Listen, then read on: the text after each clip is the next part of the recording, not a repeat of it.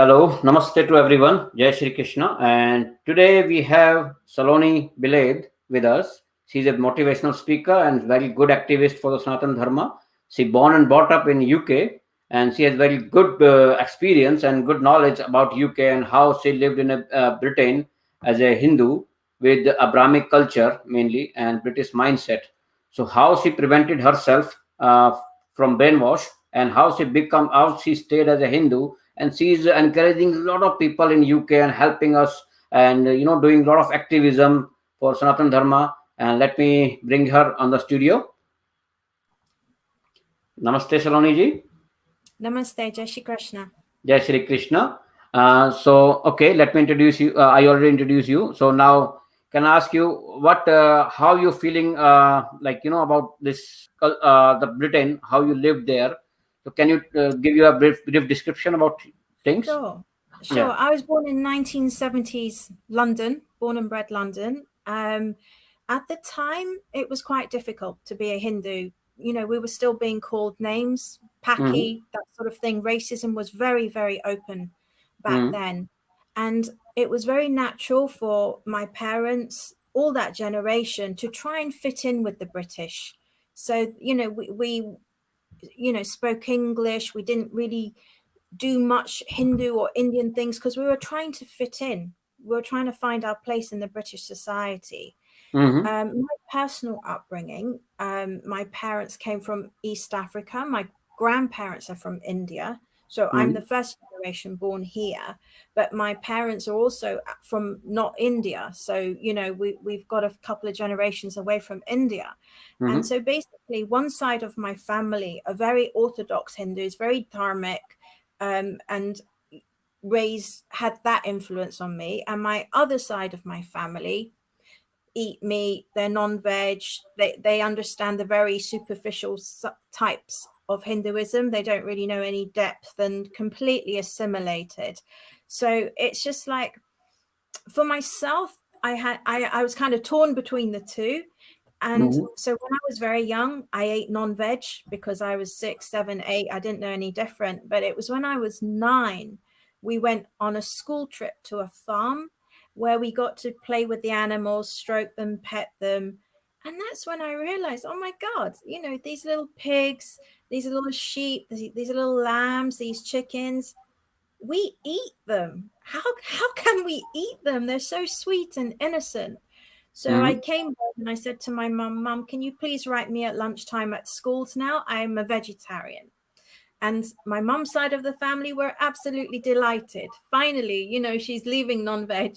So as a 9-year-old, I made that decision because I loved animals. So I think we as Hindu families need to firstly teach our child the most basic principles of ahimsa and not to hurt or be violent to any innocent being. To teach them why we should be vegetarian and take them to zoos, take them to farms. I did that with my son. He's a passionate pure veg as well.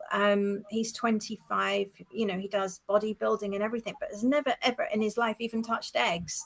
So very pure veg. And again, brought up in London, born in London, so many distractions, so many temptations to some people. But we've stuck to our core values because ultimately that's what feels right to us, not to hurt animals. And about 10 years ago, my brother and I, we actually opened a vegetarian vegan restaurant to promote this concept.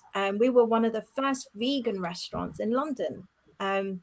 Got to number 1 on TripAdvisor. There was very few of us back then, very revolutionary. And what year is that one? The Karma Free Pizza Company. No, what year? 2011. Oh, 11. Okay. Yeah. So we had it for 3 years. We opened it, it was quite a hard thing to do, but it was promoting vegetarianism and promoting ahimsa. We were the first to use ahimsa cheese on our pizzas because sadly, if you see how cows are treated to give them milk, it's a very barbaric and cruel industry. Yeah. So whatever I did as a Hindu, I kind of did it with consciousness and mindfulness, not just ritualistic.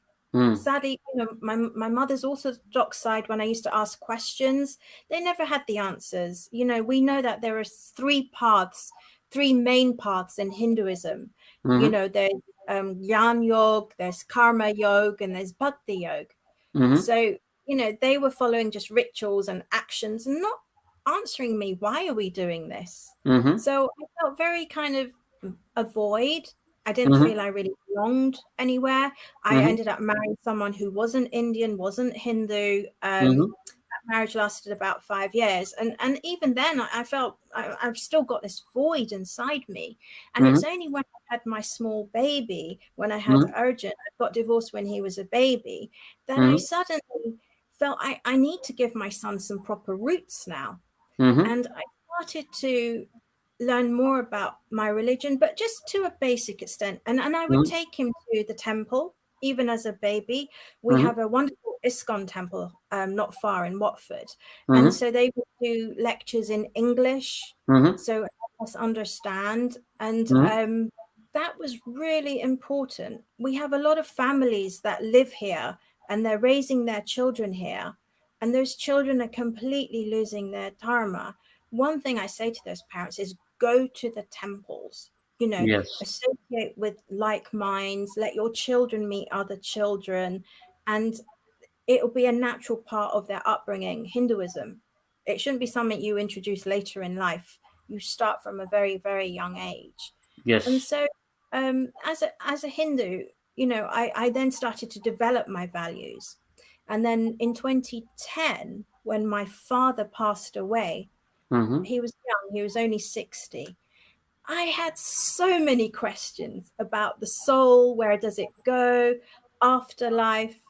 And I started to look at the Indian scriptures. We have the Vedas, the Upanishads, and the Bhagavad Gita, which is so powerful when Krishna explains to Arjuna what happens to the soul.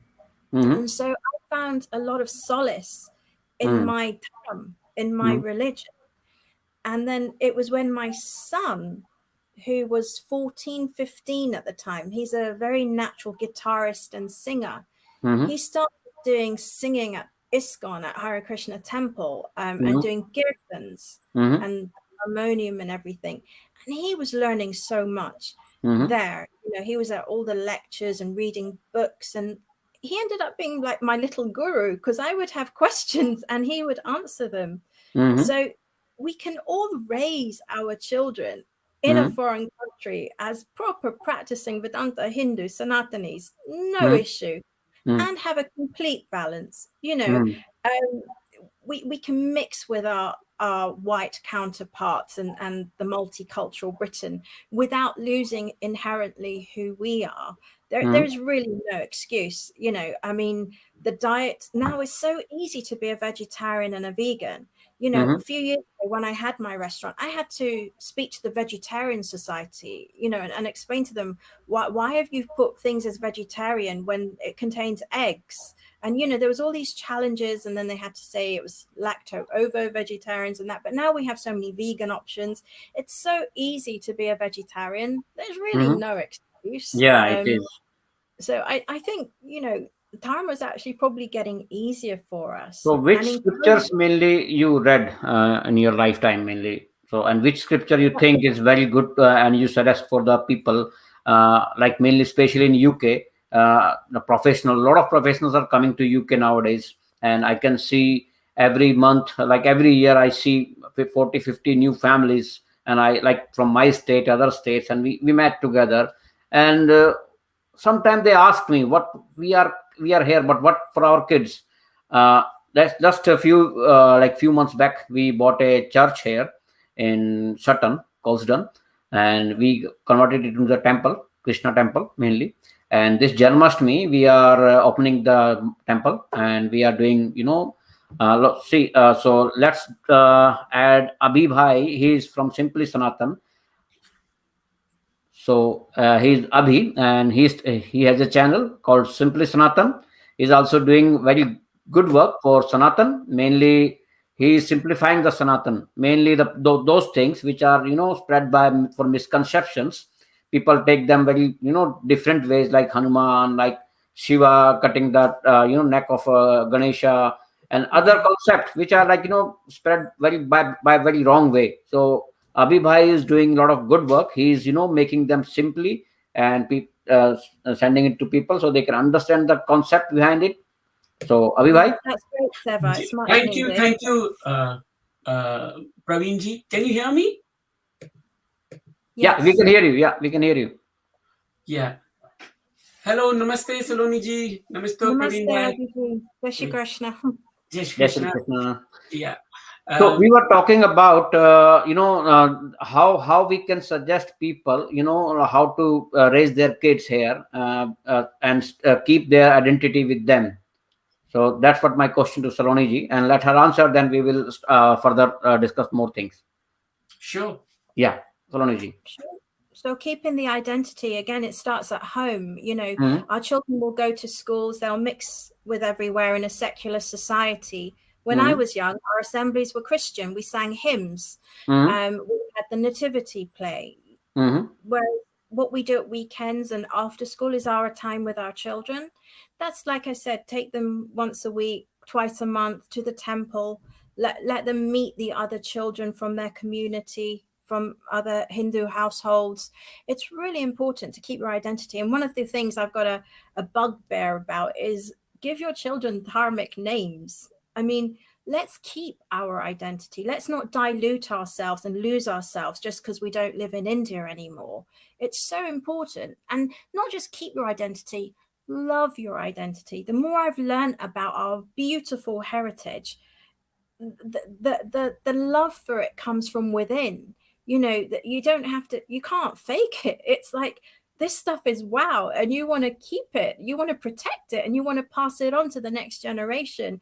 Doesn't matter where we live. I mean, like here in this country, for example, anyone that studies anything to do with Hinduism, it's a huge umbrella. Believe me, people can spend a lifetime and still not finish it. But even if you study this much and really know it inside out, that passion from inside you will grow, that God within you will come out. And then you'll embrace everything. I mean, there was a gentleman, I don't know if you've heard of him. His name is David Ananda Hart. He was an Anglican priest. No. And he was a practicing Hindu because he says there's one God and it doesn't conflict my interest or devotion.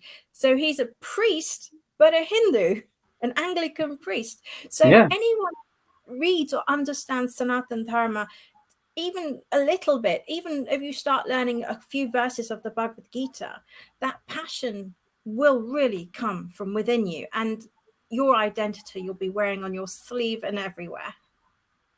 Yeah, very good. Abhi Bhai, you want to ask something? I just want to add to what Saloni ji has just said. और प्रवीण जी, I think आपकी audience Hindi में भी है, तो मैं हिंदी में बोलता हूँ आपकी बात को कि मुझे लगता है कि बहुत इम्पोर्टेंट है, जैसे सलोनी जी ने भी बोला, शुरुआत तो घर से ही होनी चाहिए बेसिकली. तो आप एज अ पेरेंट अपनी बच्चों को आज क्या आप वेस्टर्न सोसाइटी को ज्यादा इमिलेट करना सिखाना चाह रहे हैं कि आप उनको हिंदू ट्रेडिशंस एंड भारत में क्या भारत का इतिहास रहा है, भारत की क्या सोच है, परंपराएं हैं, उसके बारे में आप सिखाना चाह रहे हैं? तो ये चॉइस तो पेरेंट्स को ही लेनी होती है, क्योंकि देखिए अगर आप ये चॉइस आज नहीं लेंगे तो जब आपके बच्चे हिंदी नहीं बोलेंगे या भगवान को समझेंगे नहीं, तब आप परेशान होंगे और आप आके कुछ बोलेंगे कि अब मेरा बच्चा ये नहीं करता, मेरा बच्चा वो नहीं करता. सवाल ये है कि प्रयास आपने क्या किया इसके लिए, राइट? और इसके लिए बहुत इंपॉर्टेंट है कि आप ये संस्कार डालना शुरू करें. और मैं इसका उदाहरण अपनी छोटी सी बच्ची से ही शुरू कर सकता हूँ, जो जिसके वीडियोस में डालता रहता हूँ. आपने भी देखे हैं प्रवीण जी, 6 साल की है बेटी मायरा. मैंने उसको 3 साल की उम्र से ही सनातन का ज्ञान देना शुरू कर दिया था, और मैंने ज्यादा कुछ नहीं किया. मैंने सिर्फ उसकी जो नॉर्मल कार्टून्स हैं जो यहाँ पे देखी जाती हैं इंग्लैंड में, पेपा पिग और जितनी भी और दूसरी कार्टून्स हैं, उनको रिप्लेस कर दिया रामायण महाभारत से. मैंने कहा कार्टून तो ये भी है, इसको देखो इसमें. और फिर उससे समझाने की कोशिश की कि देखो ये राम जी हैं, ये उनके छोटे भाई हैं लक्ष्मण, और ये देखो भाई बहन का दो भाइयों के बीच में कैसे प्यार है, और वो एक दूसरे को कितना समझते हैं और एक दूसरे के लिए काम करते हैं. तो संस्कार बिल्ड करने पड़ते हैं. बच्चा तो वाक़ई होता है। Yeah. बाकी की तरह आप उसको कभी किसी भी शेप में ले जा सकते हैं। तो बहुत इम्पोर्टेंट है कि संस्कार को बिल्ड करना है। तो मैंने महाभारत की छोटी-छोटी कथाओं से उसको एग्ज़ाम्पल्स दिए कि द्रोणाचार्य देखो कैसे गुरु होते थे, कैसे सिखाते थे। आपके टीचर्स क्या आपको बैठ के ऐसे सिखा रहे हैं, क्या बातें कर रहे हैं, आपको कितना चांस देते हैं क्वेश्चन पूछने का। एक बहुत इम्पोर्टेंट है, education system should be open, I feel. आपके बच्चों को भी उतनी वो मिल रही है कि क्या वो अपने क्वेश्चंस पूछ सकता है, क्योंकि बच्चे के दिमाग में तो बहुत क्वेश्चंस होते हैं और Yes. अगर एज अ पेरेंट आप नहीं आंसर कर रहे हैं तो कम से कम उनके टीचर्स को तो आंसर करना चाहिए ना, नहीं तो वो बच्चा कंफ्यूज होने लगता है। But Abhi Bhai, I think we already discussed about this Guru Shishya Parampara with Harinder Singh Jodha ji. He told us that the problem, the teacher and student system here in UK, even in India, is not similar to Guru Shishya Parampara of our culture, because Guru Shishya Parampara was totally different. That time Guru was, Guru used to understand the student properly, and he used to mold people based on their understanding. Now what's happening, all the teachers are coming, there is giving their lecture, and whoever understood or not, it's not their duty, and they will just leave. That's the thing. They will just come and give the lecture, that's it. They don't know what's happening. नहीं, ये बात आप बिल्कुल सही कह रहे हैं प्रवीण जी, but Yeah. मैं ये कह रहा हूँ कि बच्चे में आपको एक क्वालिटी बिल्ड करनी है Hmm. कि वो क्वेश्चन पूछ सके अपने पेरेंट्स से खुल के। तो मेरी Yes. बेटी को जैसे मैंने शिवा का महादेव देवों के देव महादेव सीरियल दिखाया, बहुत से क्वेश्चंस पूछती थी, ये नारद कौन है, ये ऐसे क्यों रहते हैं, ब्रह्मा जी के 4 मुख क्यों हैं। मैंने समझाया दिशाएं हैं क्या है, सब बेसिक्स में आपको जाके फिर एक्सप्लेन करना पड़ता है। तो जैसे सलोनी जी बोल रहे कि आप भगवत गीता के कुछ श्लोक से ही शुरू कीजिए। अब हम सब अपने बच्चों को गायत्री मंत्र तो सिखा देते हैं, लेकिन क्या हम उसका उच्चारण, उसका सही तरीका, उसके अर्थ को भी समझाते हैं? क्योंकि आपको जब तक आप किसी भी चीज को, मुझे जो एक मेरा पर्सनल अनुभव रहा है एज अ चाइल्ड, कि मुझे जब तक कोई बात नहीं समझ में आती थी और उसकी साइंस नहीं समझ में आती थी, मैं उसे खुद अडॉप्ट नहीं करता था। तो आज की जनरेशन में अगर आप एक्सपेक्ट करें कि आप बच्चों को कुछ भी बोल दें और वो फॉलो कर लें, तो वो फॉलो कर लेंगे एक पॉइंट तक का, लेकिन जैसे उनकी अपनी एज आएगी, टीनेजर्स होंगे, वो उन चीजों से हट जाएंगे, बिकॉज उनके पास उसकी कोई अंडरस्टैंडिंग नहीं होगी। Yes. तो building of the roots has to start from the childhood, कि आप एक भी मंत्र सिखा रहे हैं, आप अगर ओम का भी उच्चारण सिखा रहे हैं, तो उसकी थोड़ी सी आपको भी रिसर्च करनी पड़ेगी कि मैं ओम क्यों बोल रहा हूँ, ओम का मतलब क्या है। Yes. जैसे हम बात कर चुके हैं कई बार सिंपली सनातन पे कि ओम 3 शब्दों से बना है, अ उ म, और उनके क्या रीजंस हैं और वो नाड़ी विज्ञान से कैसे जुड़ा हुआ है।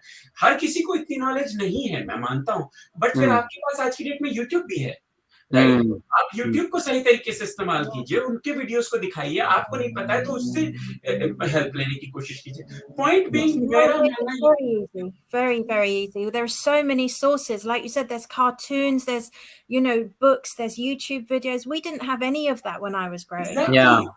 So that's what my question. The thing is, what happened? Like when I came here, I found the same thing. My kids, they came like 8-year-old. My daughter was 8 years, 7.5-year-old, and my son was only 4-year-old that time when they came here. And they were watching those English cartoons and all these things. So what I thought that time, I come to know about this Little Krishna from it's India. It's made. It's a very good show. So what I did, I made DVDs that time, and I asked them to watch this, and then I started searching for those other cartoons, see, like Little Hanuman, Ghatotkach, Ganesha, Shiva, Durga. I found a lot of serials like this and a lot of cartoon movies, serials, and then I started giving them. And when I found they are loving it, and then I started teaching them different kind of mantras and other things. And now they chant few mantras, but not so much. But the problem with our like in our generation now here in UK, I see that people want their kids to join grammar schools mainly, and to make them in grammar school, they try to make them become a proper Englishman or English girl. This is where Indian parents are going wrong. We invest a lot in our children's academic. Many will pay thousands on private education or thousands on tutors to get them into good schools. all ultimately to get a good job that pays well so they can have a comfortable material life. That is just one aspect of being a parent. That is just one. Of course, educate your children. It's your duty to make them people that can stand on their own 2 feet, give them the tools, and that's through that kind of education. But we also have to give them spiritual nourishment as well. And that comes from our dharma. That comes from our traditions. You know, even with health, a bit of yoga, a bit of stretching, a bit of pranayama breathing, a few ohms every morning, something. You know, we have so much to give, not just our children, but if you look at what we've given to the world with the pranayam and the yogas and the meditation, and, you know, we have such a beautiful, rich culture to share. You know, we don't go out converting people, we share knowledge. Exactly, Saloni ji, and I want to build on what you're saying. So, मेरा बस यही point Praveen जी की बच्चों को आप activities कराइए, colouring कराते हैं सारे बच्चों को, पेंटिंग कराते हैं. मैंने क्या किया, मैं ऐसे ढूंढा, मैंने ईबे पे, अमेज़न पे, सब पे मिल जाता है कि नवरात्रि दुर्गा के जो 9 रूप हैं उस पे बुक मुझे बहुत अच्छी सी मिल गई. मैंने अपनी बेटी को लाके दे दी, उसने उसमें कलरिंग की.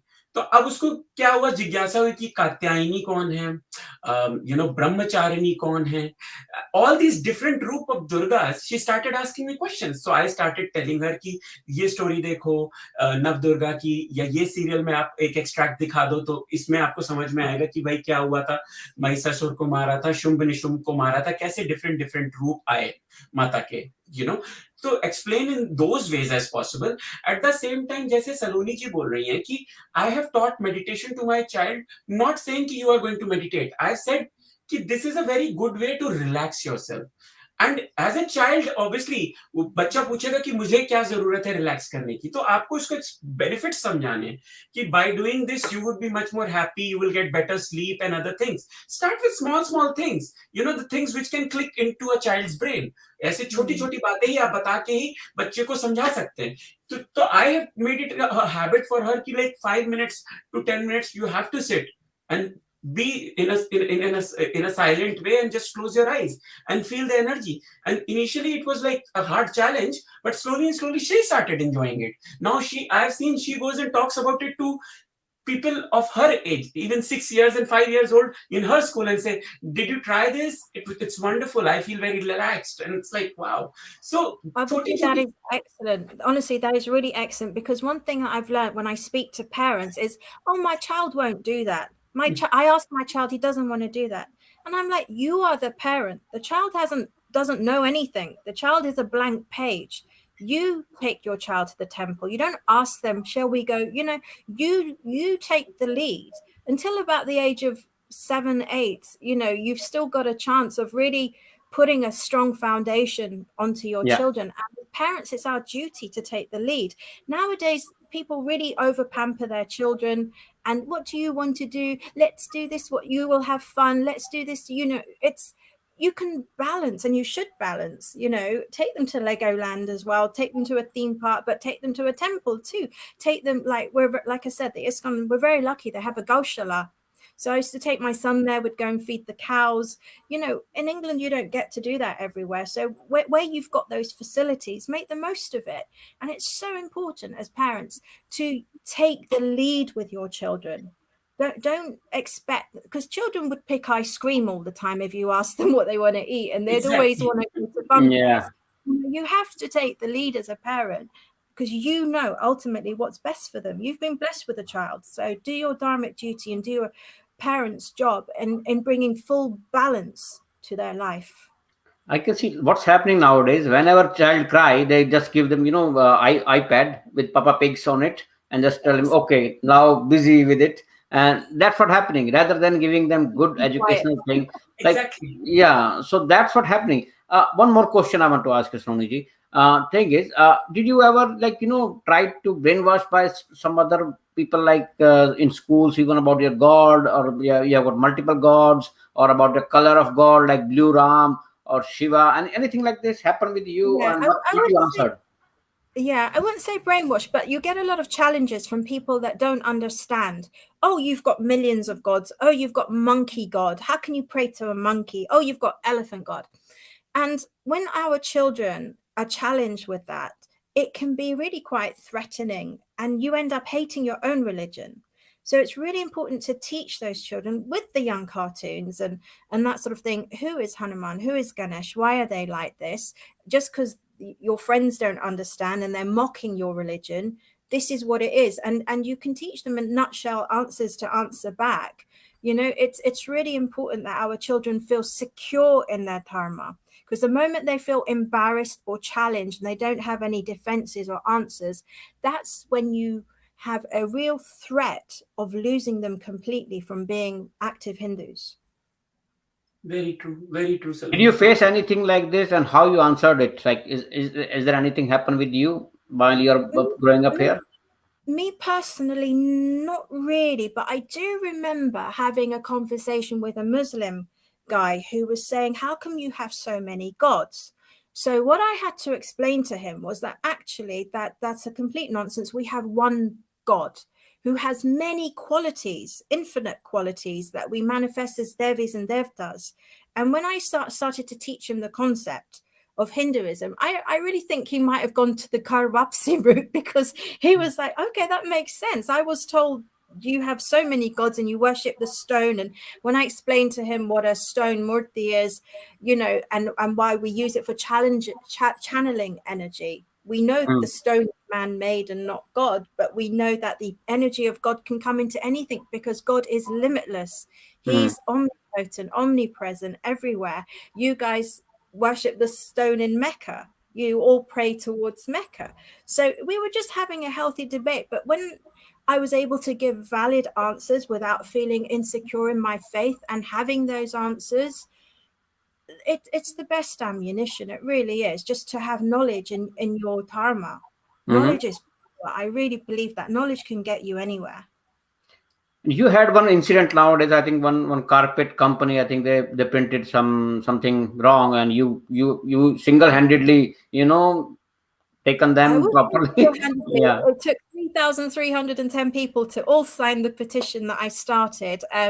Yes, there was an online company doing home decorations, and they were selling carpets, rugs with our Hindu deities on them. You know, it had Ganeshji and Radha Krishna, and it's just really insulting. You know, we're a very peaceful community, but you don't take liberties with us and see us as a soft touch. So I started a petition to challenge that company, because originally I'd written to them politely a few times. I got other friends to do the same. We all wrote to them and they said, yes, sorry, we'll remove it.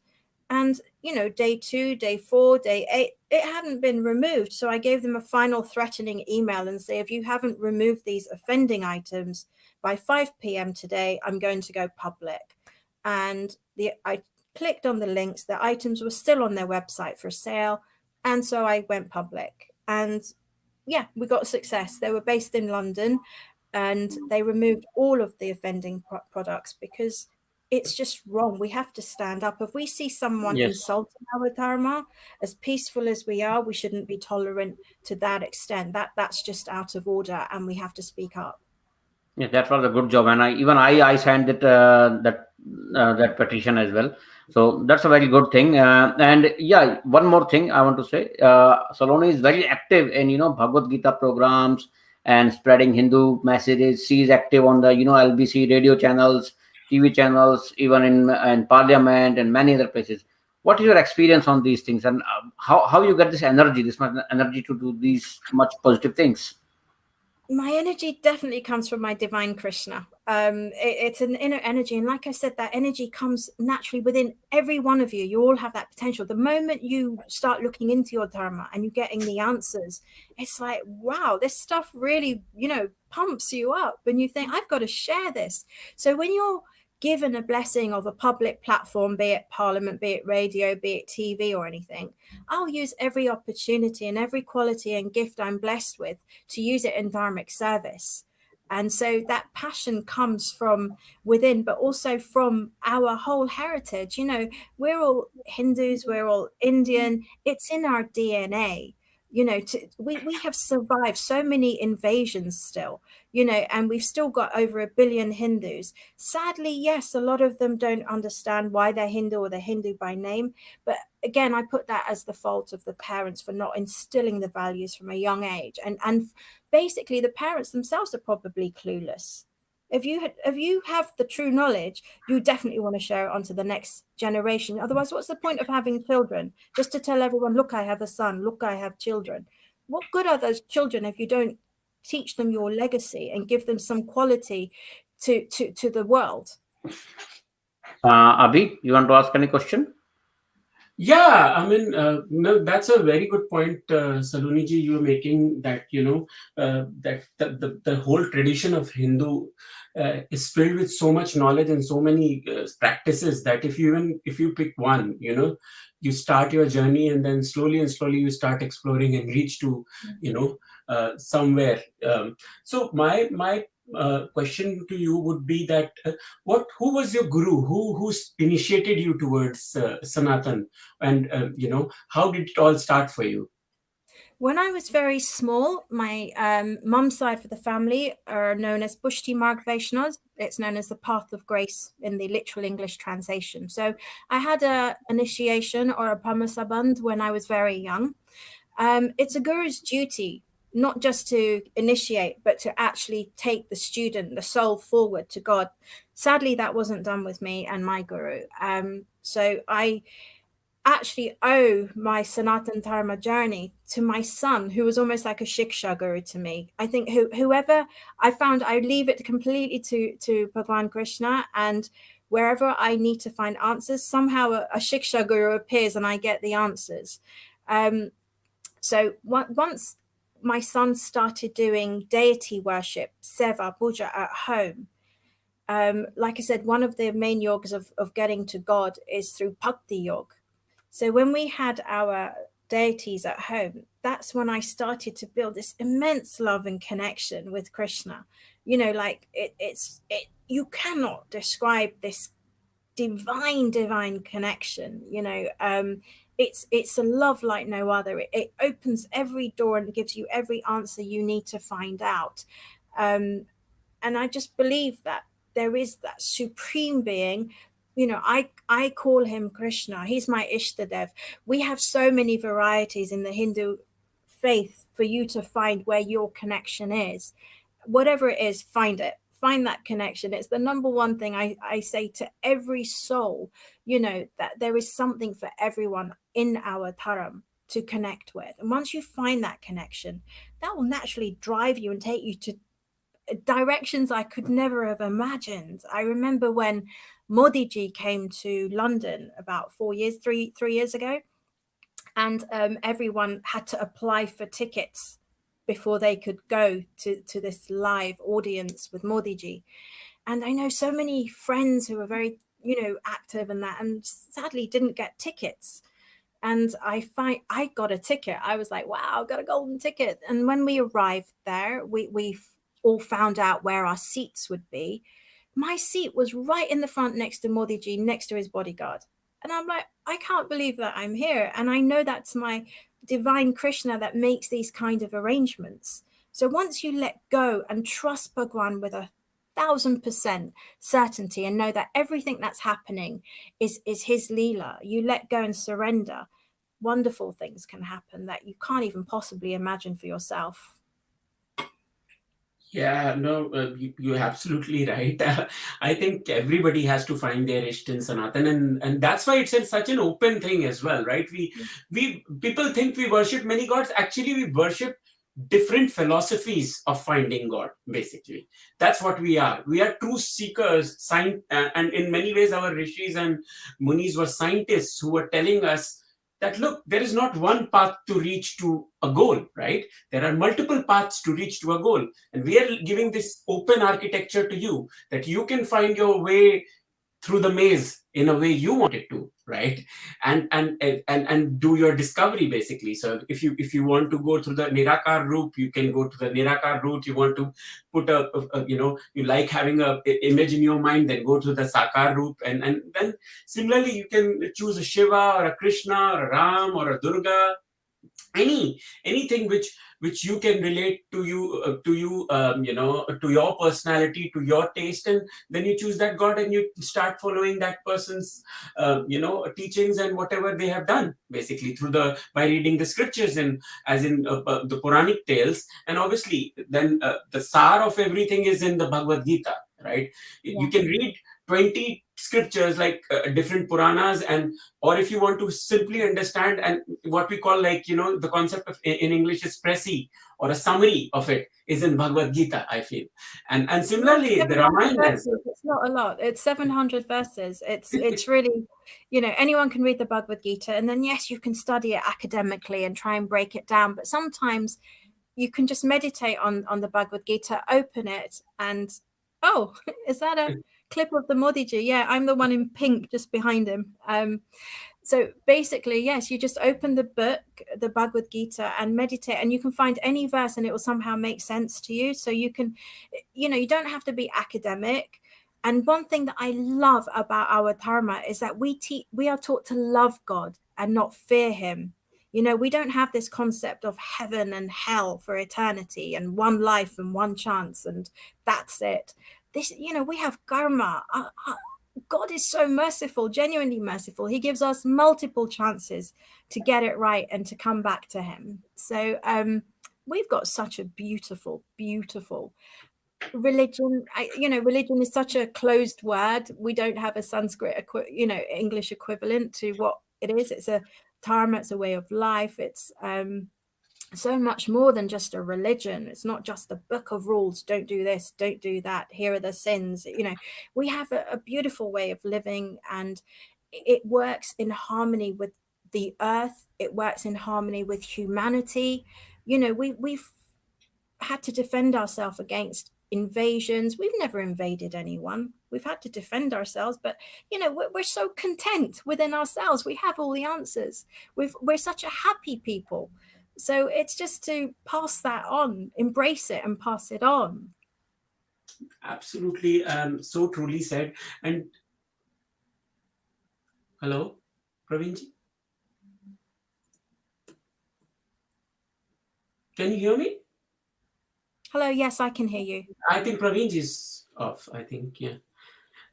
So just continuing on where you left, I also feel that, we are the only religion which says that, oh, Pravinji is back.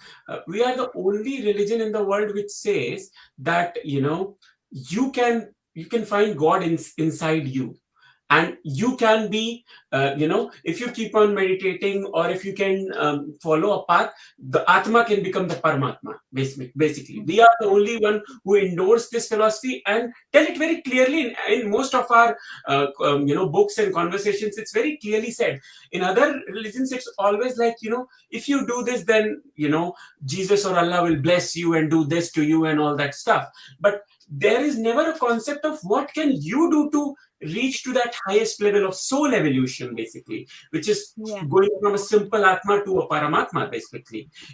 Obviously there is a cycle to it and there is a process to it, and you have to go through a multiple level of process to reach to that point. But the process is also given. So it's not like a hidden code or some secret. It's all very openly laid out to you. And examples have been given in Puranic literature where, a Bhakt Prahlad, from a simple person, how he did his devotion so well that he's so inspirational. Bhakt Prahlad, so inspirational.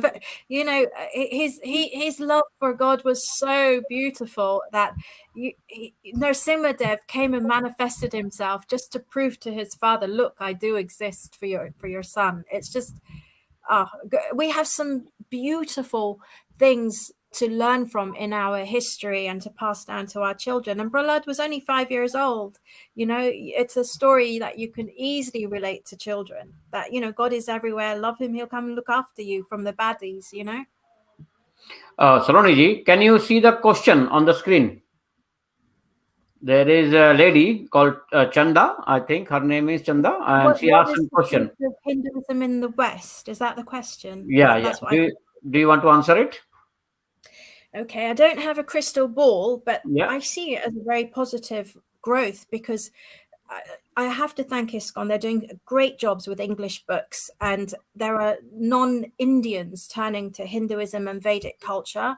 I can see them carrying it on. I can see people like more my generation and slowly teaching their children our values. I see it as it has a strong future in the West. My concern is those that are Indian and they're marrying outside now. They're not marrying Indians, and they're raising their children without any dharmic culture. Like I said, my son is, his father was an Indian, but he's raised 110% Sanatani. It's like we just because we marry out, or we're educating out, or we're living out from India, it's not an excuse to throw away, your children's heritage. It's your duty to pass it on to them. And I think people are slowly waking up, and with more cartoons and books and lectures and philosophy out there and open discussions like this, more people are intrigued with, wow, these guys are so passionate. I want what she's got, and they start looking into it a little bit more. So I see a positive influence, even though it's Kali Yuga, I know, and dharmic values are supposed to be diluted. In the short term, I do see a good future for Sanatana in the West. I say the same, Praveenji, that with the amount of universities that are now endorsing Sanskrit in Germany and even in England, so many Sanskrit schools have started. I think the West is finally seeing the beauty and the depth that our scriptures and our practices have. Lots of scientists are also reading the Upanishads and the Puranas. In itself shows that the Indians might be running away from it, which is unfortunate today, but at least the West is now realizing that there is some immense logic, science, and a truth that lies in Sanatan principles. Yes. And as we always say, सत्य की तो जीत हमेशा होनी है. Yes. तो आपकी जो बात है, जिनका भी सवाल था, मैं आपको इतना बता सकता हूं कि सनातन अगर सृष्टि की शुरुआत से रहा है और जो हम सब मानते हैं, तो अभी भी आप ये मान के चलिएगा कि सनातन कभी खत्म नहीं होगा. Sanatan will always be there, because something which is true, pure, and divine cannot finish. As simple as. The thing is, what I wanted to say, do you know about these Wiccans and Druids here in the UK, mainly in Europe? So they are also following the natural religion. Have you ever like met with them or any experience? Yeah, a few pagans actually, and they worship Surya Dev, they worship Mother Earth. I think actually some of them call her Gaia. And Gaia we know is Gayatri, Mother Earth. There's a lot of words that come from original Sanskrit language, but paganism, before Christianity and the Romans, was very, very big, and there are still some to this day that are practicing pagans. So yeah, the Wicca world and all that sort of thing, and Stonehenge is yeah, they do Surya Puja there, I think, every year. Yeah, exactly, during the summer solstice. And so I think also we have to remember, because we're Indian, we've put everything under the umbrella of Sanathan Dharma. But for example, veganism is growing. People are being more careful about the environment and earth. That is dharmic. Yeah, so whether they're dharmic worldview dharma or not, they are still practicing dharmic values. So in that concept, I think Dharma has still a long way to go and will succeed eventually, because truth is always justice. You can only hide it so long. The baddies out there in the world, or the negatives, or the dark energy, can only work very temporarily. Ultimately, good always wins. We can look at that through all of our scriptures, through the Mahabharata, all of it. There's always light over darkness in the end. The thing is, what I'm saying, why I'm very positive about this thing, the question, because earlier they used to see everything from other eyes. Whatever they were told, they just think, oh wow, that's an Indian, they are snake charmer, they are casteist, they are untouchable. But now this, due to this internet thing, and due to this people are professional coming to the UK and going in around the world, now they are watching it everything from their own eyes. They are facing it. They are knowing us. They are experiencers. So what they are learning things, and that's what making them, wow, this is very good thing. I had a discussion, Exactly. very long discussion with my boss. He's a British guy mainly. So one day I went to the office, and then we were alone there. Me and he was there only. So we were discussing about one movie, White Tiger. So he was telling me about this casteism. You had this White Tiger movie. There is a casteism, and that small caste guy become this and that. I don't know, these movies are totally rubbish. They don't have the reality of the thing. There is no casteism like this. Yeah, there is little bit, but what is the use of this casteism? Do you know the meaning of this casteism and varna system and all these things, even gotra Mm, system? So he mm, told me that they got in their family a little bit before, some close cousins got married, and because of okay. that they have got Z chromosome, something like this, in their body, which is very bad. So now if they Mm, got corona, they will die. It's sure, 90% they will die. That's what he's yes. telling me, that if I got corona, I will die. So that's what he was telling me. I asked him why. Then he told me because of this and that. Then I told him, Mm, we have got gotra system, and we don't yes. marry in our close family. Like I can't Mm, marry with the gotra of my mother, my father, and my grandmother. So that's yes. how I keep my bloodline different. Cool. So Yeah. that's what Yeah. No, exactly. he was shocked to hear this. How long you are doing this? I said, we are doing it for thousands of The British years. did it for thousands of years. Yes, the Really, Gotra he was system. shocked. He told me, I never know about this thing. We never heard about these things. Then I told him Yes. about this untouchability. He asked me, you have got untouchability. What do you say about this? So I asked him, see, what's happening nowadays? Do you want to touch me now? He said, no, I'll get corona. I said, okay, do you want to touch my food as well? He said, no. I'll say, oh, you are following untouchability. You are not touching me. He said, no, no, no. It's because of corona thing and all these things. That's what I said. So I said, what happened? How the diseases and viruses coming from? Where they travel? Either in Mm, meat industry, or second is human feces. So if you see in the Indian history, those untouchability is only practiced with those people who are dealing with either meat industry or human feces. mm, That was the threat that time, that these virus can come to our body, and they want to stay clean. So that's what happened, and that become untouchability. But mm. it's not only this logic, nothing like this. We don't want, like, we don't like them or not, something like this. Yeah, it become very bad, but it's a logic behind this, that. So he understood all these things. He come to know that this is a very great science, and you guys not telling this to everyone. Why? Exactly. This is the problem. It came from the Mughal invasions and then the British invasions, where people, because sadly, we do have a lot of farmers that weren't very literate, so they were taken advantage of in India. The uneducated people, and they were then taught the divide and rule that was done, especially by the British. The Varna system, where the four Varnas working alongside together for a successful society. But then the British made it into a hierarchy where Brahmins are on the top and Mhm. Shudras are at the bottom. They divided us in a way that wasn't conducive for society, but conducive for their colonization. So it's really important. Like, I remember the book White Tiger. I remember I read it years ago because it was a Booker Prize. Mm. It won the Booker Prize award. And yeah, if you were to just read that or watch the film, you would think, oh God, like, this is India. But yes, once people start looking outside of a narrative that's been thrown about India, like you said, the snake charmers and all that, and people start looking at the beautiful heritage. And one thing, before other people start looking into it, I want our own Hindus to look into it.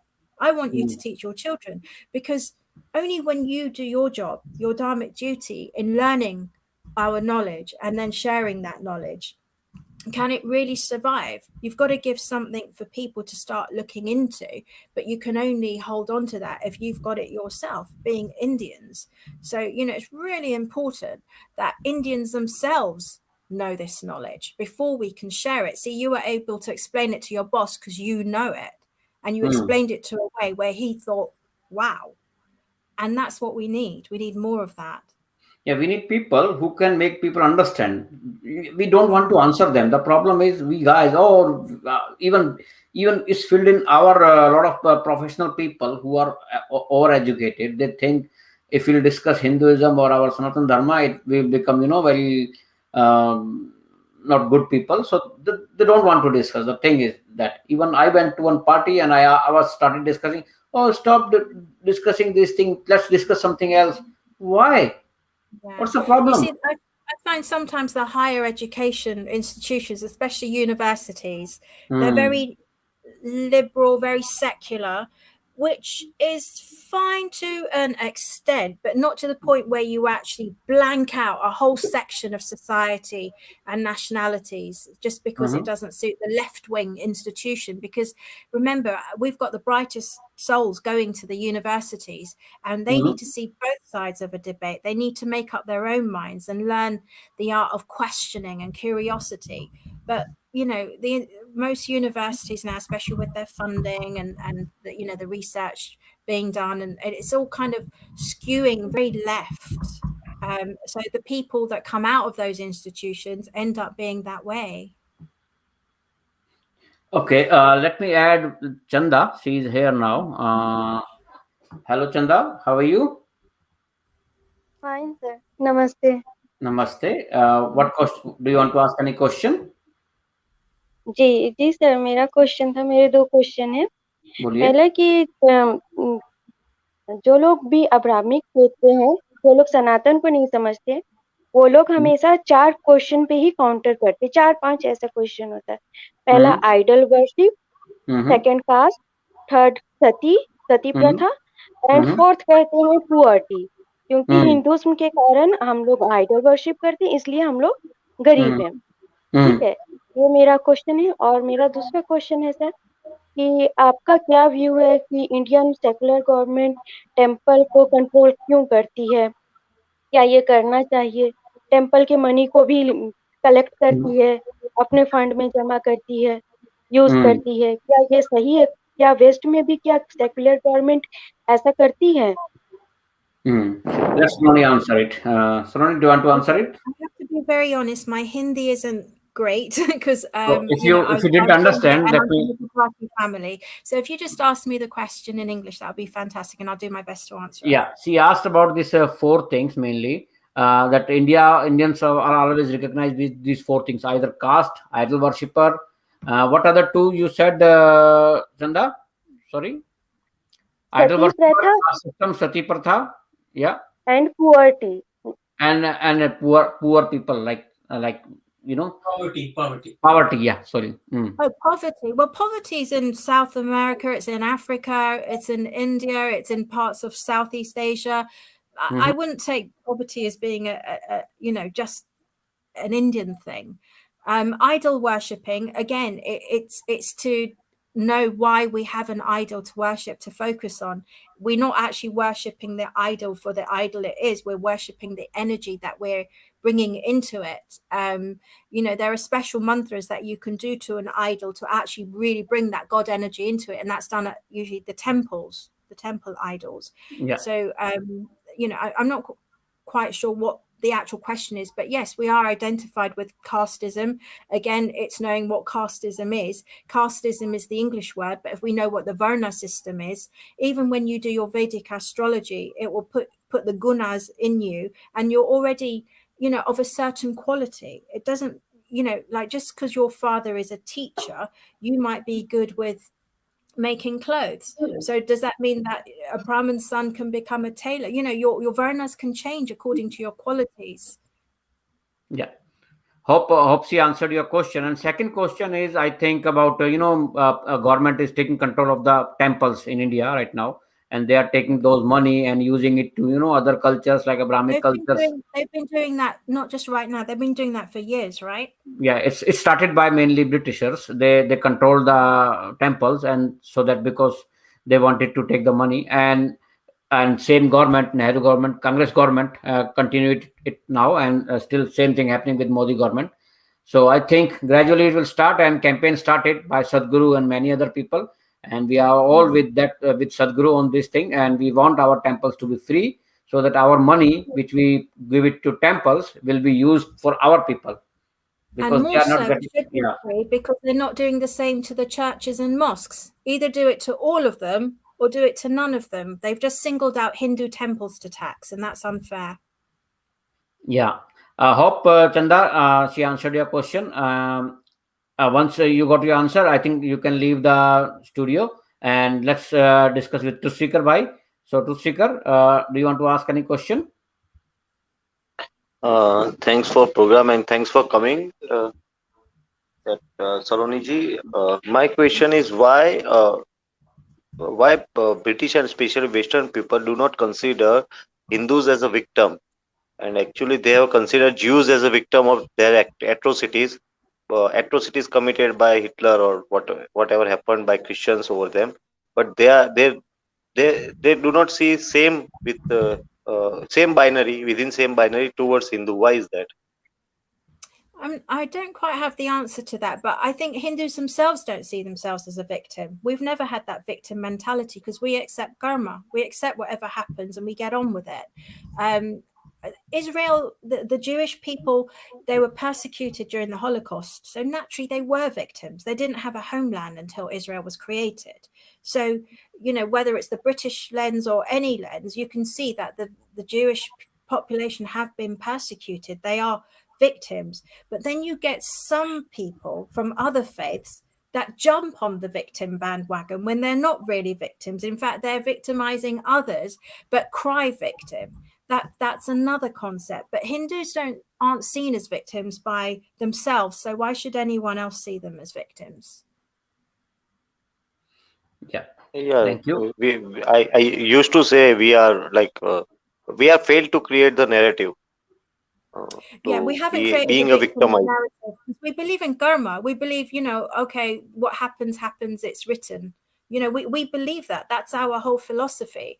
Not like, oh, it's not fair. Why us? We've never had that kind of mentality as Hindus. We just accept whatever comes along. So we don't have a victim mentality. Now, if we wanted to build a narrative like some people have, we can start really playing on it. I'm not a supporter of Congress, but Shashi Tharoor did a very good speech at Oxford University about the British Raj and getting concessions back. That was quite a good victim speech he did, where we can use that narrative because a lot of damage was done by the British. So it's still not too late to use it. And the reason why the British aren't, reprimanding Pakistan with all the terrorism, because obviously we know what's happening in Afghanistan and where that's been coming from, it's because the British probably feel a bit guilty because they know they've created this divided state. They did the partition.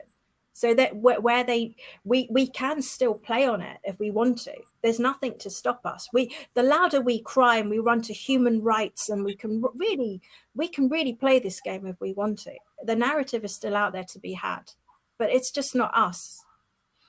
I had a very bad incident with Tharoor. So I think in LBS he was giving he was launching his book Why I Am Hindu, and me and Jodha, we asked some questions to him. Harinder Singh Jodha, me and I think the three people were there. We asked some question to him, and he answered them very rudely. And the next day on Twitter, he wrote about this. I met with some Hindutva goons in London, something like this. He was crying like this. So it happened with us. We took photo with him, but yeah, he was very rude that time. We asked question about Nehru. His book, Why Am I a Hindu at Oxford University, was talking about it then. And so when I asked him the question, I had to tell him that I actually disagreed with the whole book. And then he was trying to, appease me because he put his hand on my shoulder, I think slightly condescending, saying, we shall have to agree to disagree. And I thought, that's what it boiled down to, really. But no, I completely disagreed with that narrative and that whole book because he was saying things that practicing Hindus wouldn't agree with. Practicing Hindus don't put Allah and Jesus on their temples. They don't. Proper Hindus don't. We know our Sanati deities and we worship those. He asked me, when I asked him question, he gave me that book free of cost. He told me, okay, read this book and then come to me on Twitter. You can ask question to me. And he blocked me when I asked question. So So that's their hypocrisy. Anyway, Some of Hindu these politicians are used to being hero worshipped, and if they're challenged, they're out of their comfort zone. Yeah, but I never read his book anyway. It's with me. He signed that book to me. He told me, you can show me this sign on Twitter and I'll answer you. And when I ask question, he blocked me. So anyway, Hindu Kranti, do you want to ask any question? I just want to thanks for wonderful answer, and I'm going to leave. I have some work to do. Thanks a lot, Saloni ji. Thank you. Thank you very Thank much. you to Namaste. Shekhar. Thank you. Thank you. Namaste. Thank you. Thank you, Praveen ji, for arranging this. Thank you, Sanatan ji. Thank you, everyone. Thank you. Thank you. Hindu Kranti ji, do you want to ask any question? Praveen जी नमस्कार। नमस्कार। मेरी English तो बड़ी week है, तो मैं वैसे बोलना। आप हिंदी में पूछ सकते हैं, मैं इंग्लिश में ट्रांसलेट कर दूंगा उसको, या अभी भाई कर देंगे, नो प्रॉब्लम। हाँ, मैं कर दूंगा, कोई दिक्कत नहीं है, पूछिए आप हिंदू जी। तो आप हमें भारत में जो क्रिश्चियन कन्वर्जन है उसके रोकने के उपाय बताइए। I think the Christian conversions are happening to the vulnerable in society, usually with bribes of rice and money and loans. I think we need to support the poor in our society so they won't be taken advantage of. And I think that can easily stop. The conversions of the Christianity can be stopped. I think I want to answer this. Bhai. The problem is our temples are taken over by the government, and they are not using that money to help our people. So what's happening? Our money goes to them, and that money goes to their institutions, and they are using that money even from their own countries, and they are using that money to convert them. So that's what's happening, and we have to stop it. We have to support Sadhguru as much as possible, and raise our voice to make our temple free, so that our temples can help our people to make them stay and reconvert them back as well. So that's the absolute root cause, because Hindu temples are very, very wealthy. A few years ago, I remember Tirupati Balaji was the richest place of worship in the world. Second was the Vatican. We have a lot of wealth, and we can be using that for our people. Yeah. Okay, Abhi bhai, I want to add a couple of points to your question, Hindu Kranti ji. See, conversions ho kyun rahe? Because they have started to adopt Jesus. I recently read Jesus Sahasranam. So Jesus Sahasranam is something which is an invention they have created from borrowing from Vishnu Sahasranam. And then there is Ganesha principle being applied to Jesus. They are doing satsangs, Ganesha, Jesus satsang and other things. So aap ye dekhiye ki they're even doing Jesus heavens and all sorts. They've made it very Hindu-fied. Exactly. They are making it very, very Hindu because they know कि लोग आएंगे हिंदू की वजह से ही. तो आपका सबसे important step है कि आईपी लॉ आना चाहिए, धर्मा आईपी लॉ, जिसके लिए बहुत बात हो चुकी है. We need to have a dharma IP law to protect Hindu gods and symbols if they cannot be misused by other things. Secondly, we need to start supporting groups like Agniveer, No Conversion, जो कि काफी इसमें काम कर रहे हैं. They are going to places and actually doing घर वापसी for many people by telling them what is Vedic Havan, what is the meaning of a god. उनको जो ट्राइबल्स हैं, जो पुअर सोसाइटी के लोग हैं, जिन्हें नहीं पता है, उन्हें वो एजुकेशन नहीं मिली है, प्लस जैसे सलोनी जी ने बोला एक बैग ऑफ राइस पे वो कन्वर्ट हो जाते हैं.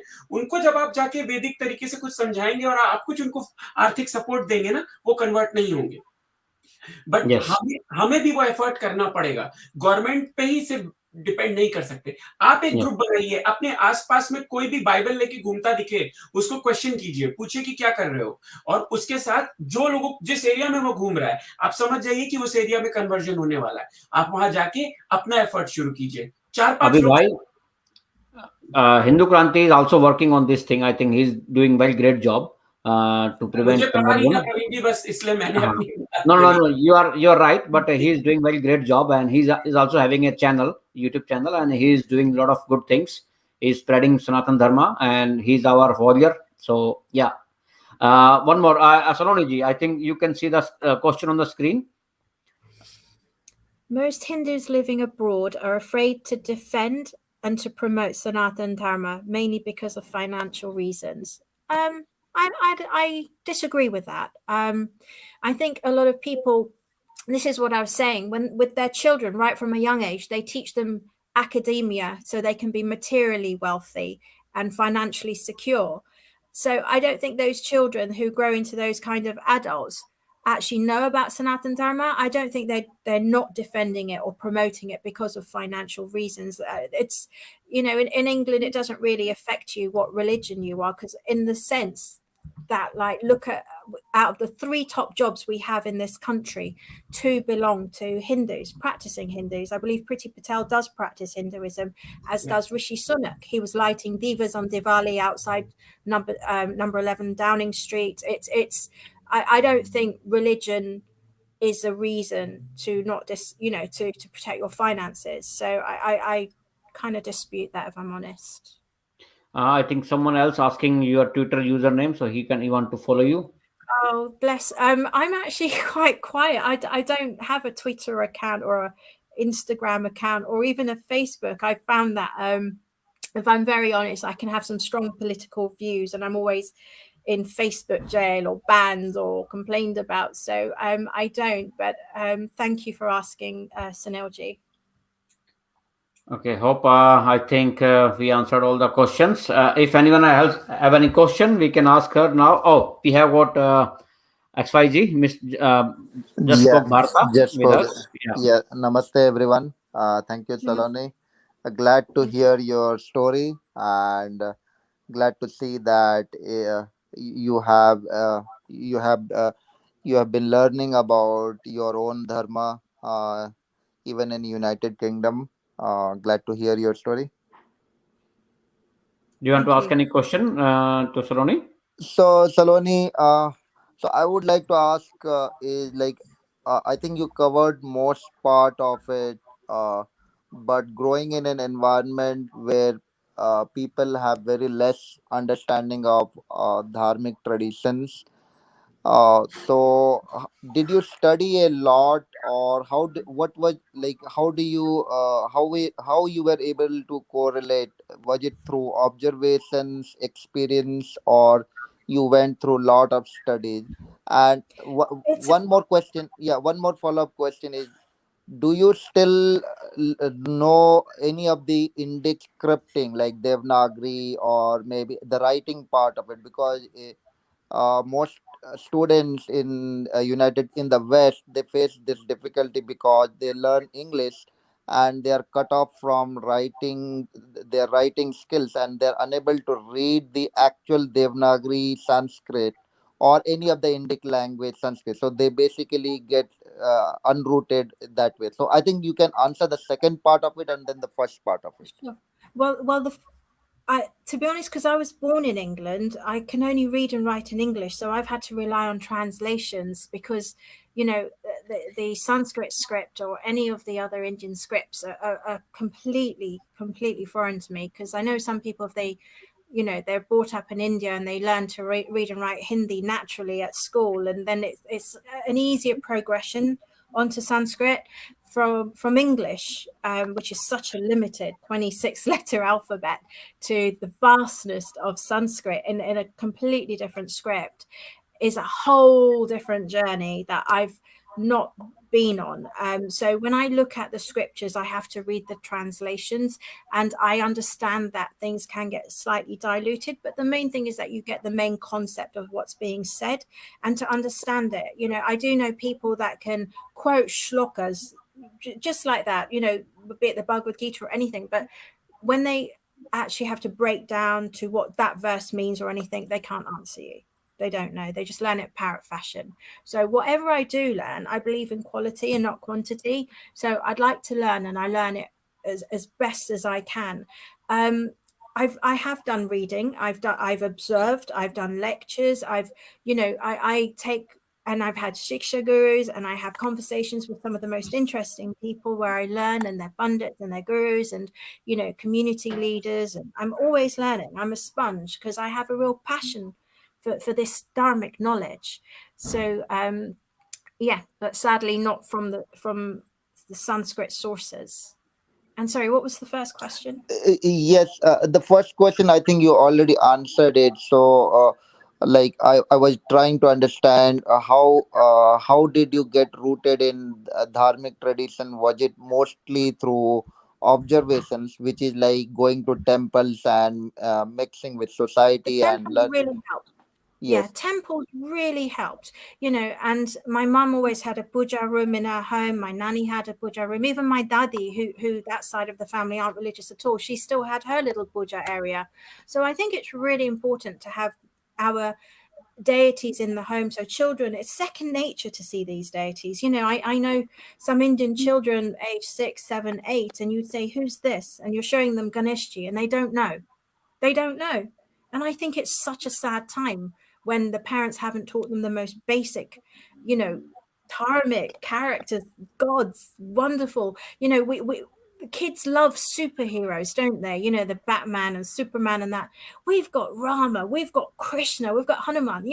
We can really big up, and don't even have to big it up because it's so big naturally, our beautiful heritage and characters to our children, and show them the cartoons, mix it up so they can talk to their friends at school about Peppa Pig, as well as, oh, have you heard about Hanuman? He's so cool, and he did this and he did that, and it's really important to really have that balance, especially when you're outside of India. Really important, and that again is all parents' duty. Yes, you're right. Abhibhai, do you want to ask anything? No, we had a great discussion, and Saloni ji has Yeah. added points. So, unless somebody comes with another question, I am good. I think we had a very great discussion. I think you enjoyed as well, Saloni. Yeah. One Yes, last I thing. did, definitely. Yeah, one last thing I would recommend, like because you were saying like you yourself have a kid. Actually, you are grooming up a kid, and so you are Oh, trying to. he's an adult. He's 25. Oh my God, he's an 25. adult. Okay. So I would say like for all these new kids, actually, we should as a parent, it's our responsibility to teach them the script, the writing part of it, because when I read Sanskrit, for example, Bhagavad Gita, if I read English, I don't connect. I can read, Really. understand, but I cannot connect, and the See, I can't even pronunciation comment are on that more because I rooted can't in read the Indic Sanskrit. scripting actually. So if Yeah. you make it a practice as a parent to teach our kids or in around our society how to read any language, it may be Punjabi or it may be Devanagari or any South Indian language for that matter, it Hmm. helps actually. No, So I that's think my suggestion. nowadays, earlier when Saloni was here, that time we didn't have those facilities. I think she came. I think she born here, and now we In the have got a lot of 70s, there teacher was none here. of those facilities. There Yeah, was nothing nowadays else. we have got a lot of teacher here who are teaching Hindi, and people are sending their kids to learn Hindi, Gujarati, Tamil, Telugu, even Bengali, Assamese. So people are like teaching their kids all this language, and we also started, Bala Gokulam, and we are teaching them as well. I think Saloni is also part of that thing. So we did all these things, and it's happening nowadays, even in US, Canada, and Europe. A lot of things are happening through HSS, and it's very well done. Very good job they are doing. Yeah. Praveen Yeah, bhai, one it's really point to add to important. this, sorry, Yeah. Yeah. too, is that we say that our children are not doing this and they are not learning this, but are Mhm. you making an effort to speak between you, husband and wife, in the language you want the child to learn? जब तक आप Mhm. Hindi में बात नहीं करेंगे या आप गुजराती में Mhm. बात नहीं करेंगे, मराठी में बात नहीं करेंगे, बच्चा भी नहीं बात करेगा. Yeah. शुरुआत Exactly. आपको करनी पड़ेगी. अगर Mhm. आप इंग्लिश में हर समय बात कर रहे हैं और अपने दोस्तों से, अपनी हस्बैंड वाइफ आपस में, तो बच्चा कभी भी नेटिव लैंग्वेज को नहीं सीख सकता है. आपको Yeah, no, ये you're very true. When I was young, my parents used to speak to me in Gujarati. And then when I was about 2.5, 3 years old, I went to a babysitter's. My mum was starting work again in the bank. And so basically, one day she'd picked me up because all day I'd been saying to the babysitter, Bunny, Bunny, Bunny. And so the babysitter, when my mum came to get me, said, what is this Pani? And so my mum said, oh, that means Saloni wanted to drink water. And then she spoke to my dad. And from there, they just spoke to me in English because they thought, okay, we're in an English country. But, they were learning themselves how to establish themselves at the time in England. Whereas now, as a parent, I can tell you from scratch. Children are absorbent. You can speak to them in English, you can speak to them in Hindi, even if you knew Sanskrit, they will understand to differentiate between the languages. Children are so clever. One of my clients, she's Greek, her husband is Arabic, and the little boy was about 3 years old, spoke to his mum in Greek, to his father in Arabic, and then to me in English. Yeah. Children are sponges, and it's, right from a young age, expose them to as much as possible. My kids, they came here like they didn't know even anything about English. Now they are very expert in English, but we never stopped speaking in Hindi. We are speaking Hindi, and every of my friend, whenever they meet, oh wow, they are speaking very good Hindi. Did you teach them? No, we just discuss in Hindi, everything in Hindi. We don't just force English on them. English is in school, home only Hindi. No, that's fantastic. And that's ideally how it should be. But because I was at a babysitter's from a very young age before school, this is where I'd only known Gujarati. So it's really important from a very young age to just expose your children to the native language and your language. And Saloni and Praveen, and another thing we need to also teach our basically our kids actually, for some of the odd and tough questions, difficult questions that we don't teach our kids. Like, for example, why we have do we have three millions of God? Do we have why do we worship stones? I mean, these are some of the difficult questions. Why do we do this? Because when they go to society and mix with other kids, the other kids are trained to ask these questions to us, right, in a specific way. So we need to teach our kids and not get vulnerable in the way, so we need to give them the right dharmic understanding so that they can counter this as well. Very important. That's one of the first things I raised in this interview about an hour ago, is that, unless we give our children the ammunition to have the answers to fire back anything that's asked of them, so they don't feel insecure, they don't feel embarrassed. We don't have this many million gods. We have, a God with this many qualities, or, we don't believe in stone. This is a deity with the energy of God. And when we teach our children just basic principles, I think, Raveenji was saying that Abhiji is actually doing this at the moment. That's the seva, to kind of teach people short answers. Am I correct? Bilkul, you are right, Saloni. That's what I try to explain. Like, what is the meaning of Namaste? What is, idol worship? We did a program, me and Praveenji. We keep on covering small things. Why we do, what is Kumbh Mela, and why do we go for a snan on a specific day? I explained all the different reasons why we do this. What are the nakshatras and what are the combinations? That's fantastic. So now the parents have to watch that so that they can then teach their children. And it's as simple as that. It's just knowledge. I mean, if you look at some religions, for example, Islam, they're very good at teaching their children. They all go to the mosque every Friday or every weekend, and they're learning Quran.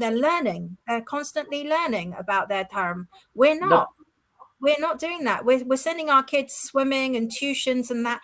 Fine, but find a slot for them to also learn their Dharm. The problem is even our parents, parents nowadays, who professionals coming there, they don't know anything.